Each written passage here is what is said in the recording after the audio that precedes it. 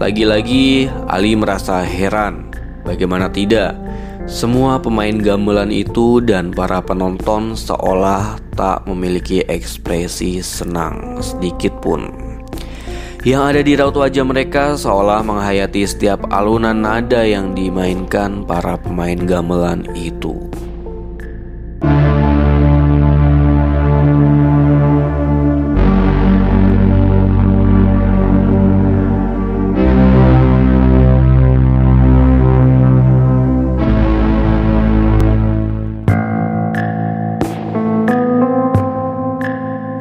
Buat kalian yang belum subscribe channel ini, silahkan subscribe terlebih dahulu channel Dimas Andiono. Klik tombol like dan komentarnya, dan jangan lupa aktifkan tanda loncengnya untuk mendapatkan informasi cerita-cerita lainnya. Cerita ini bermula pada saat saya pulang bekerja kira-kira pukul 22.36 WIB. Saya ditelepon teman saya, sebut saja namanya Ali.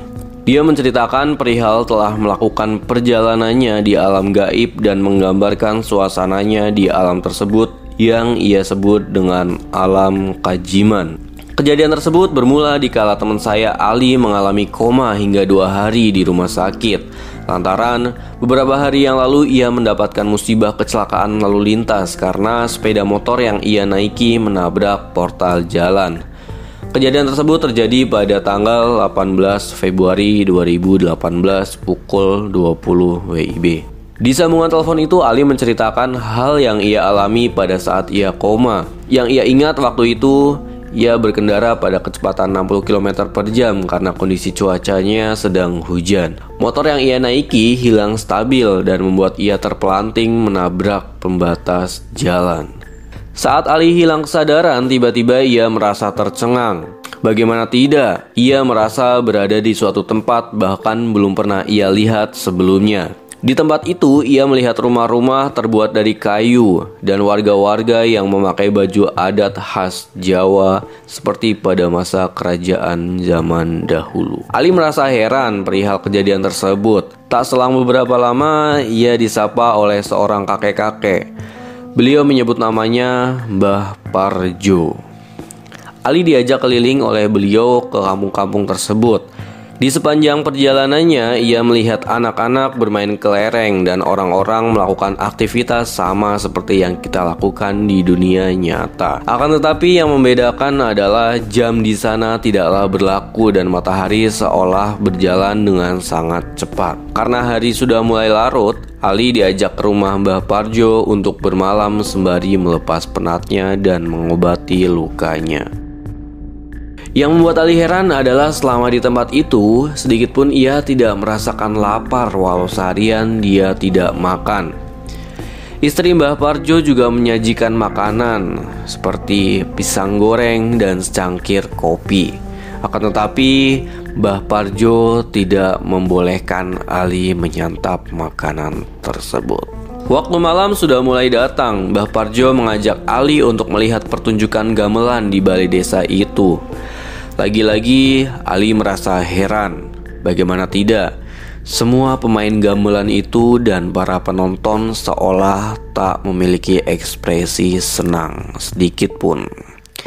Yang ada di raut wajah mereka seolah menghayati setiap alunan nada yang dimainkan para pemain gamelan itu. Suara seolah-olah sunyi, hanya suara bunyi musik gamelan itu yang terdengar di telinga. Ali tidak berani menanyakan kepada Mbah Parjo perihal yang ia rasakan, karena rasa penasaran itu seolah-olah tertutup oleh rasa takut. Setelah cukup lama, Mbah Parjo pun mengajak Ali pulang ke rumah untuk beristirahat. Sesampainya di rumah, Ali pun langsung istirahat dan tidak berkata apapun. Saat ia terbangun di pagi harinya, ia kaget. Ia tidak mendengar suara bercengkrama. Bahkan ia coba mencari Mbah Parjo pun juga tidak ada di rumah. Akhirnya ia pun inisiatif untuk keliling kampung untuk mencari beliau. Anehnya, di sepanjang ia berjalan, Ali tidak melihat penduduk kampung satupun. Rumah-rumah seolah-olah kosong, ternak-ternak dibiarkan begitu saja. Masakan juga ada di atas meja seperti yang baru disiapkan. Ali bingung apa yang harus ia perbuat. Dia hanya bisa berdoa dan membaca lafaz Allah sebisa dia. Tidak selang lama setelah itu hari sudah mulai senja dan tiba-tiba para penduduk kampung mulai ada kembali di rumah masing-masing. Ali pun bergegas kembali ke rumah Mbah Parjo. Sesampainya di sana, Mbah Parjo pun duduk di ruang tamu sembari minum secangkir kopi. Ali pun menanyakan perihal beliau tak ada seharian. Akan tetapi beliau hanya tersenyum dan tidak berbicara apa-apa. Ali pun semakin heran, di manakah sebenarnya ia berada saat ini. Ia rindu keluarganya, ayah, ibu, dan adik-adiknya di rumah. Tidak terasa kira-kira sudah 1 minggu Ali di tempat asing tersebut. Ia hanya bisa pasrah dengan keadaan misterius yang ia alami. Kemudian pada satu malam, Ali memberanikan diri untuk menanyakan perihal tempat yang ia singgahi sekarang pada Mbah Parjo. Beliau menceritakan semua bahwa saat ini Ali berada di alam yang disebut dengan alam kajiman. Ali tidak mengerti apa maksud beliau, hingga akhirnya beliau berkata, esok Mbah Parjo akan mengantarkan Ali pulang ke rumah. Ali pun sangat senang mendengar kabar tersebut. Ia lalu pamit untuk istirahat karena sudah tidak sabar lagi untuk menunggu hari esok tiba.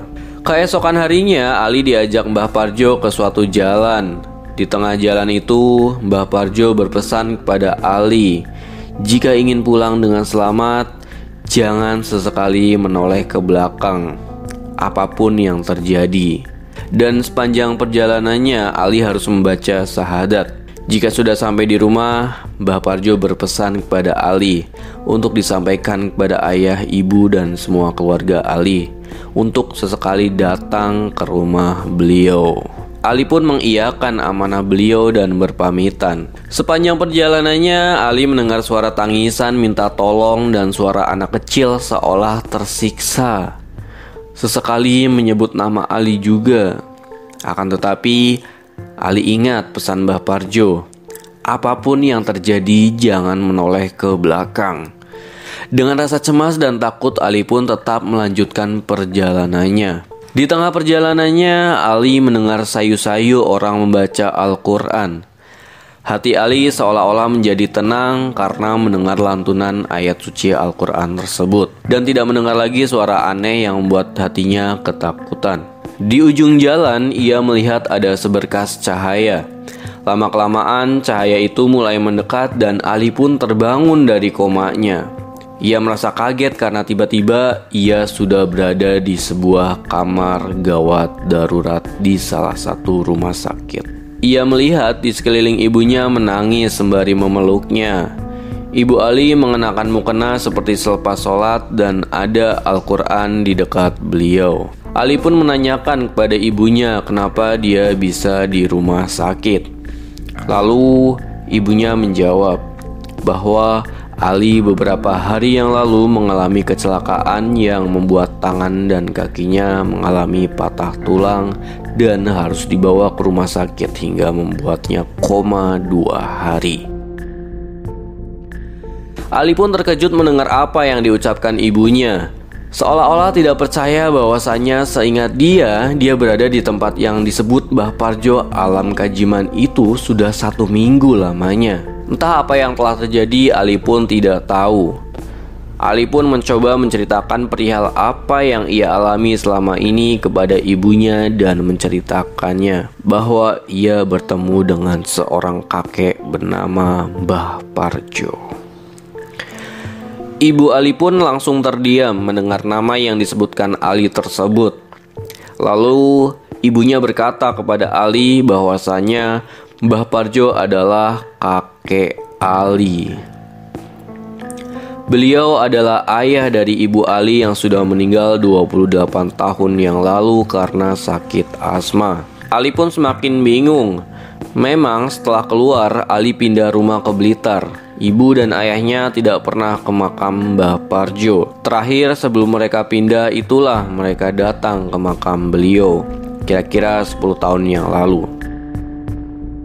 Setelah mendengar cerita dari Ali, selepas Ali sembuh dari sakitnya, Ali dan keluarganya pun pergi untuk ziarah ke makam Mbah Parjo di Situbondo. Banyak hikmah yang dapat saya ambil dari pengalaman teman saya yang bernama Ali ini, bahwasanya kita tidak boleh lupa dengan keluarga kita, walau mungkin mereka sudah berbeda alam sekalipun dengan kita.